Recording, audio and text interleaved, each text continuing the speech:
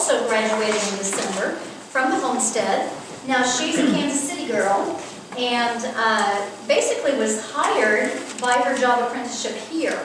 So she has chosen to stay in the Manhattan area and work for her job apprenticeship site, and I'll let her tell you a little more about that and a little more about her story and how she got to us and what's happened since. Okay? Hi, I'm Ashley. So I'm 20 years old, I have no kids. I grew up in foster care, and I've never really had like a unconditional loving family. I feel like that's a lot of my problem with acting out, is because the first response to everybody when I was growing up was to just push me out of their life, and I've just been used to that through my whole life. So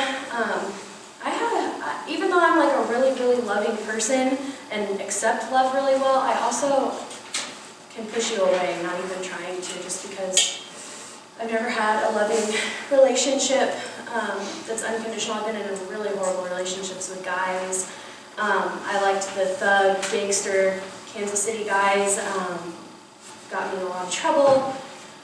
And eventually, I had a horrible dad growing up.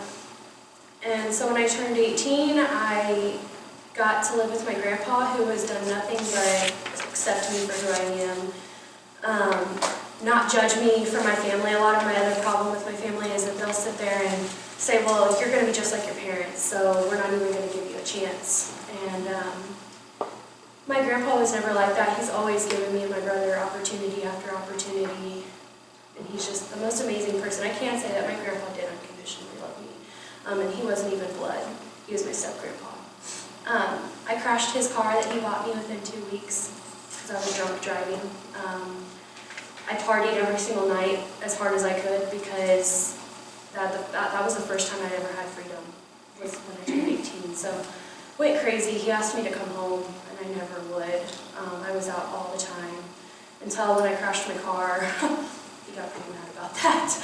And then I ended up in jail, only for a night, and that's when my grandpa finally was like, you can't come back to my house. And so I was in and out of places, living with different people. I've always, on and off, been the type to smoke weed and drink, but never do any other type of hard drugs. Never, ever had the desire to. I was so completely against it. Looked at people who did drugs very poorly and was like, how could you be so stupid to do something like that and ruin your whole life? And then meth came around me more and more, and I started doing meth. And actually it was the weekend of my 18th birthday, was the first time I did it, and then I was just dabbling in it. And then I had nowhere to go because I was in so much trouble with everybody that I started living with this meth head's at this meth head's house, who was running like a whole drug arena. And so I wanted to get away from him, and I had this friend who was 50 years old for a long time, who was a really close friend of mine. He knew my mom. Actually, I didn't find out he knew my mom until much later, but he's always been a really close friend of mine, someone that was just like weird and made me laugh, and someone I talked on the phone with him all the time. I met him just when I turned 18. And he said that I could come move in with him. And so I moved in with him, and he said he would get me off drugs and help me to get help, and we would just smoke marijuana, which I was like, okay, that's fine. You know, there's nothing wrong with marijuana. And then, like, not even 2 days later, he brought meth around me, and he was like, it's just going to be this one time, or we're just going to try it a couple times. And next thing you know, 6 months goes down the road, and I was strung out beyond belief. I could not believe how strung out I got. And like every single day I was trying to quit. I would throw pipes at the wall. I would freak out at him. He gave me the world though, and so that's why I stuck by his side. He took me on vacation. He spent like $30,000 on me in a weekend. And then he started like pulling guns on me and getting really crazy, and tried to control my every move. And finally, I started praying every single night to the God I did not believe in, that he would free me from this situation. And one day, I got so strung out and so high, and I don't know if you guys know about drugs, but it makes you really paranoid. And I thought he was trying to kill me, and I got away, and did it in my own strength, and 2 days later I went back to him because I did it in my own strength. And then I got really high again, thought he was trying to kill me again, and I called for help, and I had to do it in such a secretive way. And the way it worked out was so amazing. I called a foster family. They called a church family, and the church family came and picked me up. The other thing is that Mark knew every single person that I hung out with. He knew everybody. He knew where they lived, so that if I got away, he would find me. He would do anything. He's even told me that if I got away, he would find me. And so it was perfect that someone that was a complete stranger came and picked me up, because then he wouldn't have any clue. I didn't even know this person, never met her before in my life, and the minute she pulled up, I was actually at a laundromat, I knew exactly it was her. Like, me and her just locked eyes, and I knew, and I got in her car, and I was so happy, but I was so freaked out. I started hyperventilating, freaking out. I smoked cigarettes, and I threw them out the window, and I had this necklace that Mark gave me, and I broke it off my neck and threw it out the window. I threw my phone out the window, and yeah, it wasn't good that I was littering. But that was like how dramatic it had to be. And it was really, really, really scary. When I got away, I lived with this family, and the very first thing I did was get on my hands and knees and prayed and asked God for forgiveness and cried. And I'm sorry. I have been a Christian on and off a lot, and I never felt God's love. I always wanted to, and I never really felt it. Everyone told me God loved me, but I never experienced it. And that very day I will never forget. It's August 19th, 2013. I felt God's love overwhelmingly, so much so I bawled, because that's the one thing I wanted so bad. And I'm just so glad that he gave that to me, because I just wanted it so bad. I'm sorry. And so it was just really amazing that God just started revealing himself to me, like, really, like none other. And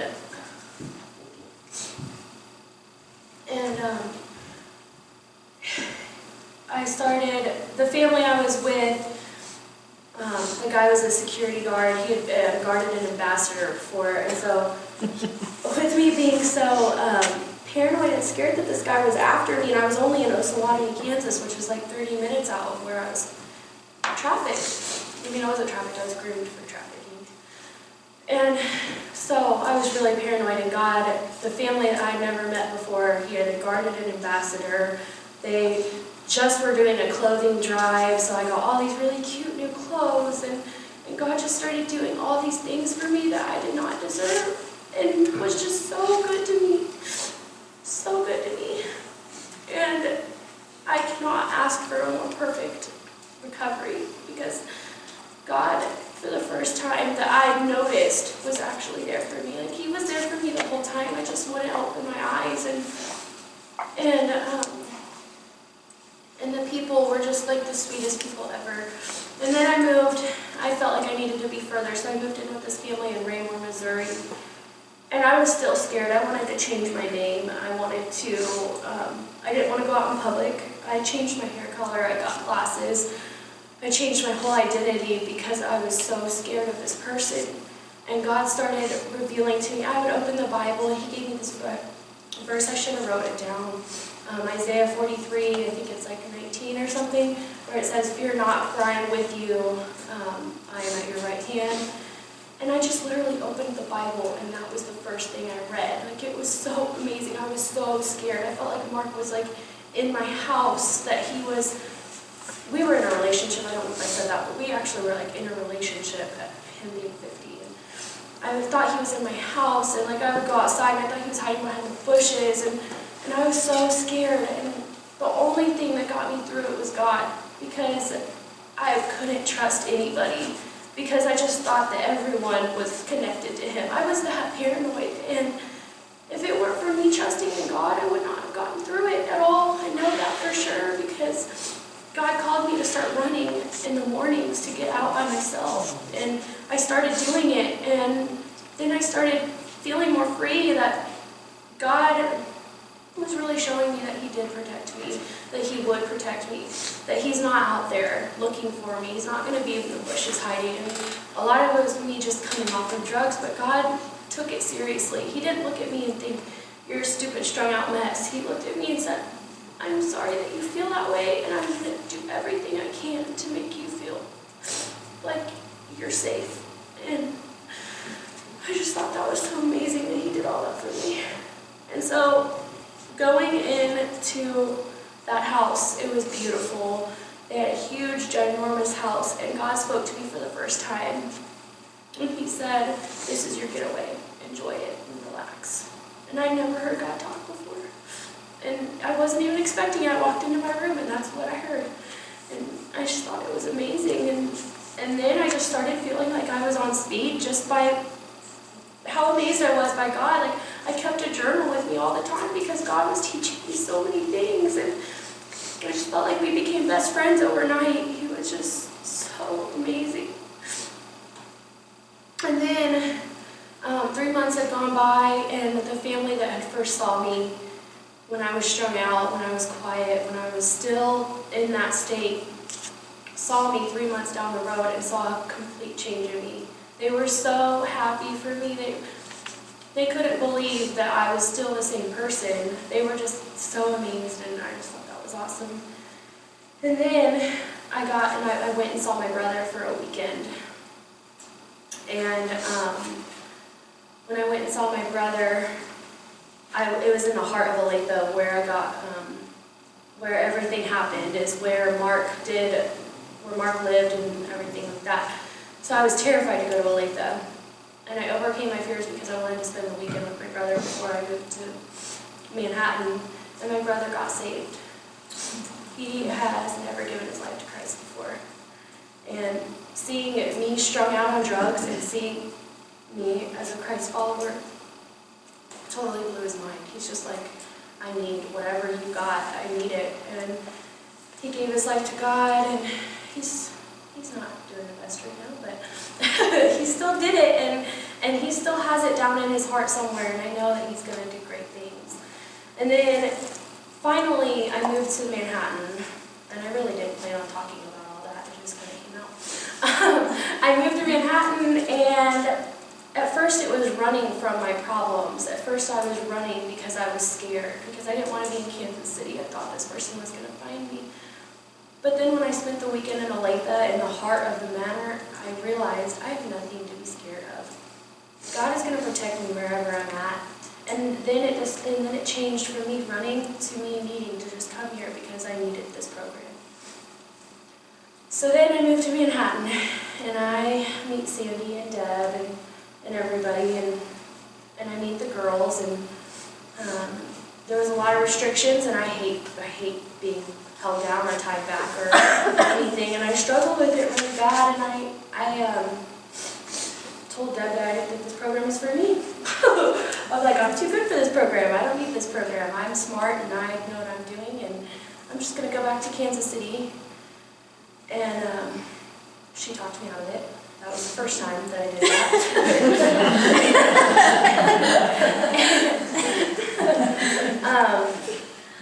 And then I started to realize that I do need this program. Meeting with Carrie, especially Sadie's daughter, was like the perfect thing that I needed. She was so amazing. She was there to talk to me, there to listen. And then I went to I remember my very first Sunday at Westview.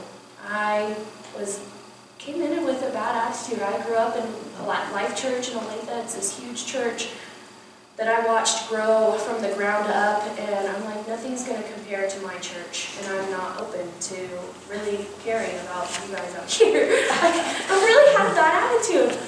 And I walked into Westview, and I fell in love with it instantly. Everybody is so welcoming and so loving and so just from day one, I felt like I was wanted. I thought that I would walk in and think people would look at me and be like, "Oh, there's those strippers and prostitutes," and they don't. They don't think that at all. And like, it's just so amazing how welcoming it was. And then I remember just hanging out with the girls and hearing their stories and what they had been through was so good for me to hear, that I wasn't the only one that had been in crazy relationships like that. And I knew I wasn't, but just really actually getting to hear stories from a person that's really here with me, it just made a huge difference. And they talked me through it, and I think honestly it was really good that I had the girls in the program that I did. We had like 5 girls when I moved in, and it was really good. So then, after 6 months, I started to feel a lot more freer. I got to do a lot more. I got to run back and forth to Kansas City as I pleased. People started trusting me. Pepper moved in. Me and Pepper started becoming really good friends. But then I wanted to leave again. And then the amazing story about me going to K-State, Deb and this girl that goes to our church were able to pull all these strings to get me into K-State like a month before semester started, which if you've been to K-State, that's pretty much impossible to get that done. I mean, there's so many things you have to do to get into college. And then I wanted to leave again. My best friend Abby was out here. That was the main reason I came out here, was my best friend Abby was out here going to college. And so I was like, okay, I can go to the homestead. I won't be alone. I'll have Abby. Abby moves back to Kansas City. That was really hard for me. And so I wanted to move back to Kansas City again. And then there was a time where I wanted to move to Colorado. And there was a time when I moved to Michigan. And then the time you were going to get married. Don't forget about this time. I'm very impulsive. Oh yeah, there was that. And there was actually a time where I packed up everything, put it in my car, went and talked to Deb about how I was moving to Colorado. And she cried, she prayed over me, and she was like, okay, well, I guess we'll see you when we see you. I put my mentors probably through so much stress and anxiety, telling them all the crazy things I'm doing. And then I went to the lake and prayed about it all day and came back, and I pulled in the driveway and I'm like, no, I need to stay here. And God has shown me more opportunities than not that I'm meant to stay here in Manhattan. It's just hard for me because I grew up in Kansas City. I've never been away from Kansas City. But I don't have anything out there. I have no reason to want to be out there. I don't even know why. I think that the enemy attacks me in a major way because this place is so good for me. So that's that. And then 1 year and graduated.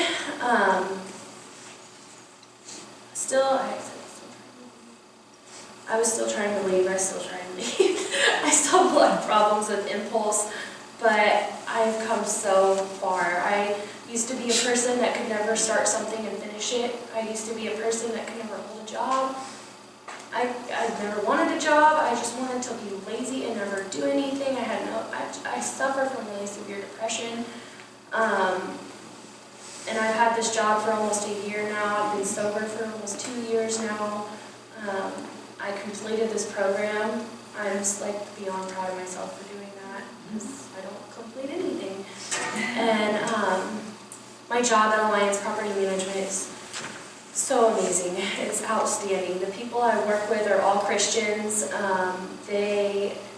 We have meetings every single day. We do a book study.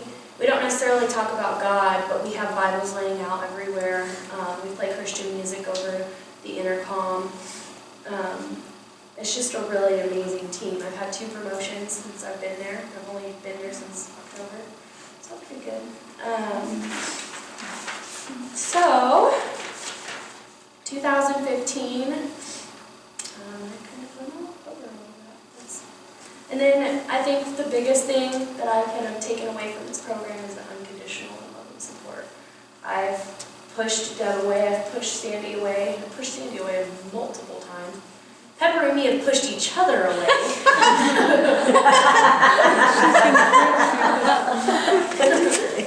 And I am just beyond thankful. I couldn't have asked for better mentors. I couldn't have asked for a better support system than this church. I haven't even tried to look at other churches. I can't. I mean, I just fell in love so much with this place. So I'm really thankful for that. You want to talk about the transition from K-State to your apprenticeship, what happened there? I quit going to K-State because I don't know if it's more to do with my depression or what, but I have a hard time concentrating, and I'm a hands-on learner. I don't like to just sit and listen to someone all day. And so I think that, like, I've had this determination my whole life to be a counselor and to be in like social work and stuff. And I started going to college, and I just really didn't feel like I needed to be there. And I felt like I really needed to start this apprenticeship with the Alliance, and I didn't know why. I don't really care anything about properties or anything like that. And so I just started this job, and I absolutely fell in love with it. And I really think that this is what I want to do with my life. I like helping people find a place to live, and I think it's really fun. I enjoy finding exactly what they're looking for. And so I think it's been absolutely amazing, and it's a hands-on job. I get to learn and act. I don't have to learn for 4 years and then act. And so that's why I think I like it a lot. And I'm so thankful that I got the opportunity to have an apprenticeship. I mean, most people aren't 20 years old and have an apprenticeship or a job with a property management company. So yeah, I've learned a lot too about responsibility and how much pressure you can have on you with a job like that. It's definitely helped me to grow up a lot. You have questions for Ashley? How did you first hear about the homestead? I was in a program called Exodus Cry. You guys have heard of International House of Prayer. They have a sex ministry program out of their church called Exodus Cry, and it's more of a temporary 30-day thing, and that's who hooked me up with Safe Families, and that's who heard about the homestead, and they prayed about it, and they drove me here too. And I was actually able to see them a year after I've been here with my car and everything I've achieved, and they were so proud of me. It's really good seeing them. They're a really great support too, but they're more of that, like, just in the first 30 days you get off the streets. Yeah, they're the rescue. So. Any other questions? I won't be offended. I have a question. What would you tell, like, people who are wanting to get involved with the homestead, or like wanting to spend time with girls, or wanting to mentor, or just wanting to be around? Like, what advice would you give them? What, like, For a mentor? yeah, or just a volunteer, like people here who are like wanting to like get involved with the homestead? I think not asking them 1,000 questions is the biggest thing. Not acting like you're interviewing them. I haven't had that experience, but I've heard people have had that experience. So I think just being a friend, being loving, being ready for them to come to you, because they will. And so they don't want to feel like they're in a counseling session. How did you get connected to the family in Missouri? Through the church that I was going to in Paola, they were calling a bunch of different places, and they were actually going to plant a Safe Families in Paola. And so they called Adam, which is the guy that's like does, I think, everything in Kansas, I don't know. And they found the place in Missouri, which is crazy because I've been in so many homes, and this place in Missouri was the most perfect family that I could have asked for at the time. They were so loving. I seriously remember like how crazy strung out paranoid I was, and they put up with all of it, and they listened. I told them crazy stories about what I thought was happening to me, and they would just be like, "Oh honey, I'm sorry." Like, they didn't look at me and think I was stupid. They actually took me seriously. I liked that because I needed someone to think I was being serious.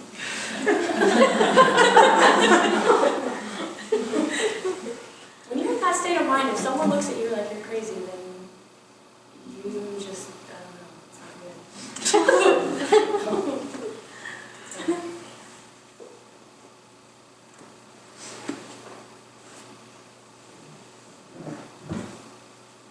Well, let's pray for Ashley. What would you like prayer for, dear? You're gonna ask me? Yeah. Just my job, because I have just gotten a promotion so that I can be more efficient, responsible, and pay attention. A lot of stress. I don't know if y'all are familiar with property management, but there's a turnover, especially in a college town. There's a turnover certain times a year, and it is insanity. I mean, it's insanity. And I think they're short-staffed. They've had a few people quit, and so it's been an incredible amount of stress on Ashley. And we were talking about the ACE score last night that Karen was talking about. Ashley goes, I have 10 of those. 10 of the 18. So that tells you... No, it was 10 of 10. 10 of the 10. 10 of the 10. Whoa. So, stress, that whole fight or flight thing, the flight has been, the out for Ashley. And so, she's hanging in there. She talked about the wheel, where the relapse and the precondition and you go back to whatever will get your equilibrium back, and change doesn't do that. Stress doesn't do that. Stress and change, they stir things up. So her thing is to fly. Get out of here. I'm just running from this. And instead of just pushing through the change. And so she's grown a lot as she's pushed through the change. But still the knee-jerk is to run. It's still there. Get the heck out of here. Go to Detroit. Go somewhere. I just want to say that the transformation, for both Ashley and Pepper from the beginning has just been amazing to see. It's not our vision, it's God's vision of the things that God wanted to change and the things that God wanted to do in their lives, and it's really awesome. And if you're around Ashley very long, it's really easy to forget that she's only 20 because she has her transformation has been so amazing that she really comes across as so much older in so many ways. And then she'll do something that's so 20-year-old and you're like, what is that? Oh, I forget, you're just 20. Oh, that's normal stuff for 20. So it's really been awesome to see. Don't you experience that? It's been a bit of an emotional roller coaster with Ashley. Moving to Colorado and getting married. She was gonna get married she told us she told 1 me, month in advance. yeah, I'm getting married next month, by the way. And she was far ahead of You're married. Oh, yeah. She has this seen her. masked man. Where is he? Who is it?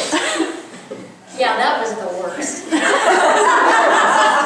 Moving was one thing, marrying was another. So, anywho. I stepped through it all and didn't get it happening. That's right. Lindsay, would you pray for Ashley and the ups and downs and the pressing through? Yeah. Yeah. Yep.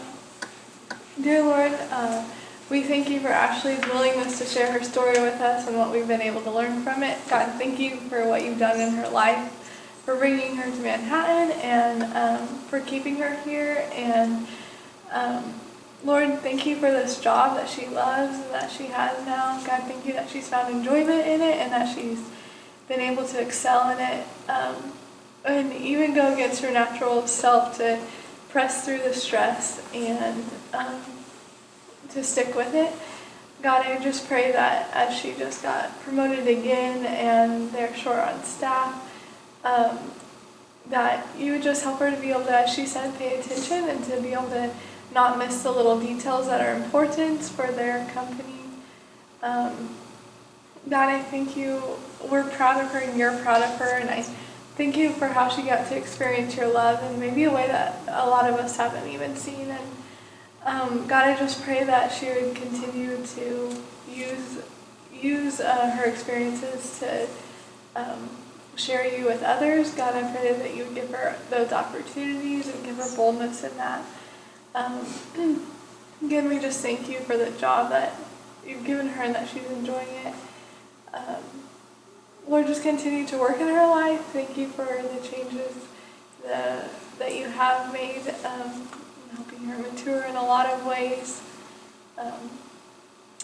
We just love you and pray that you'll just continue to be with us for the rest of the day. Teach us what you want us to learn and help us have open hearts. In Jesus' name, amen. Amen. You might share with them a little bit about learning maybe self-discipline, like budgeting and the car, the tag. Those are good lessons. Those are great lessons. Oh, those are older. She's like, I'm still learning These this. are some things she's having to press into and press through, and it's just good.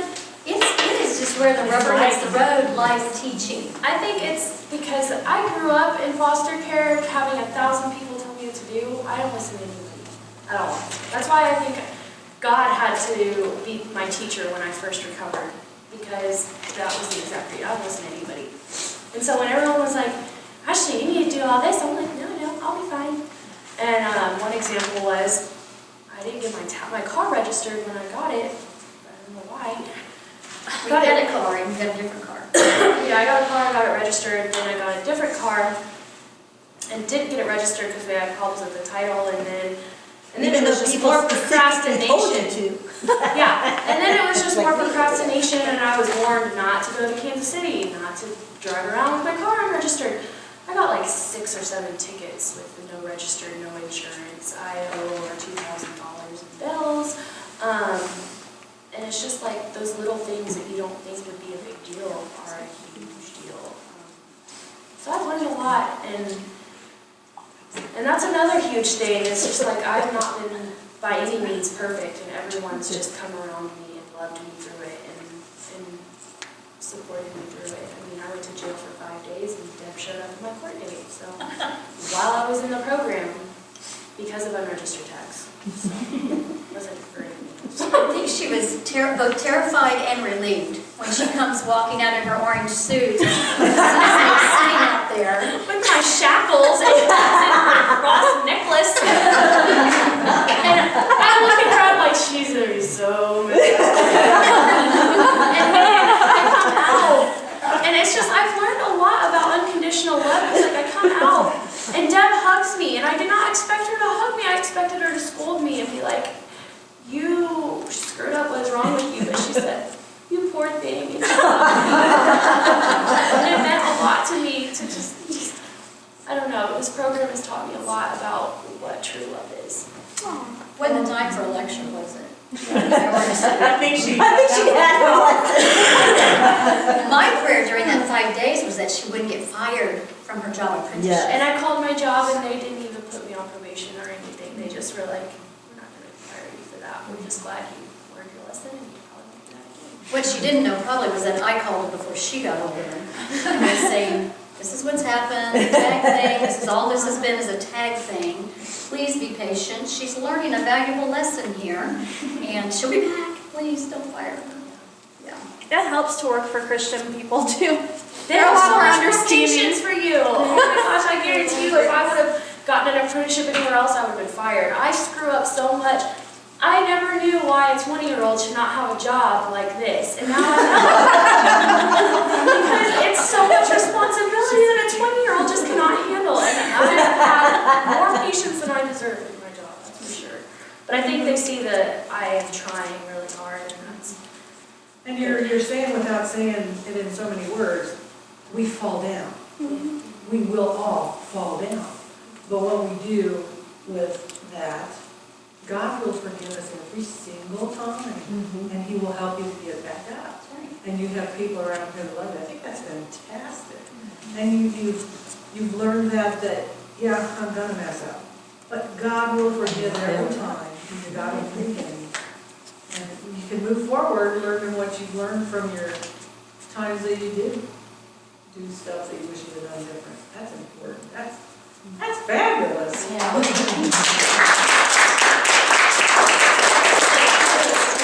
Apprenticeship sites, because they are Christian business people typically who have a big heart for what we're doing. and a big heart for these gals. So, you know they are. They're patient, they're loving, they're praying And for in them. the busyness of leasing season, the last thing you want to do is be patient with